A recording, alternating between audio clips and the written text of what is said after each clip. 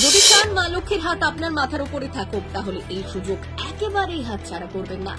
এই তিথিতে মা লক্ষ্মীকে খুশি করতে পারলে মা লক্ষ্মীর আশীর্বাদ বর্ষণ করবেন আপনার উপর।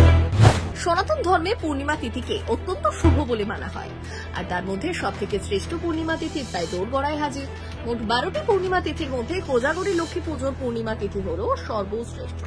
শারদ পূর্ণিমার দিনে যদি ভগবান বিষ্ণু এবং মা লক্ষ্মীকে খুশি করা যায়, তাহলে জীবনে সুখ, শান্তি এবং সমৃদ্ধি ঘটে। কবে পড়েছে এই তিথি? তিথির সময়সীমাই বা কতক্ষণ? শারদ পূর্ণিমার দিন 16টি ধাপ অতিক্রম করে চাঁদ। এক কথায় বলা যেতে পারে 16 কলায় পূর্ণ থাকে এই দিনের চাঁদ। তারপর অমৃত বর্ষণ করে এই দিনের চাঁদ। এমনকি এই দিনে চাঁদের রশ্মি অত্যন্ত শক্তিশালী হয়ে ওঠে, ঔষধি গুণও থাকে। রাতে অনেকে এই দিনে দুধের ক্ষীর বানিয়ে সারা রাত চাঁদের আলোর নিচে রেখে পরের দিন সকলে তা প্রসাদ হিসেবে গ্রহণ করে। সারা রাত চাঁদের আলোর নিচে রাখা এই ক্ষীর খেলে শরীর ও মন দুই শক্তিশালী ও পবিত্র হয়।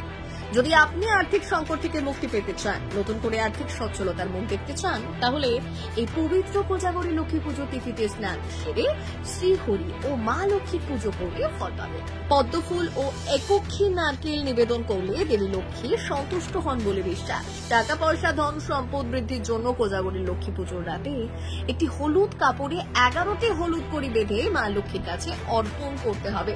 পরের দিন একটি নিরাপদ স্থানে এই কড়িগুলি রেখে দিলে আর্থিক উন্নতির থেকে আটকাতে পারবে না আপনাকে কেউ। পঞ্জিকা অনুযায়ী আপনি 6 অক্টোবর 2025 দুপুর 12টা 23 মিনিটে কোজাগরী লক্ষ্মী পুজো বা শারদ পূর্ণিমার তিথি লাগছে।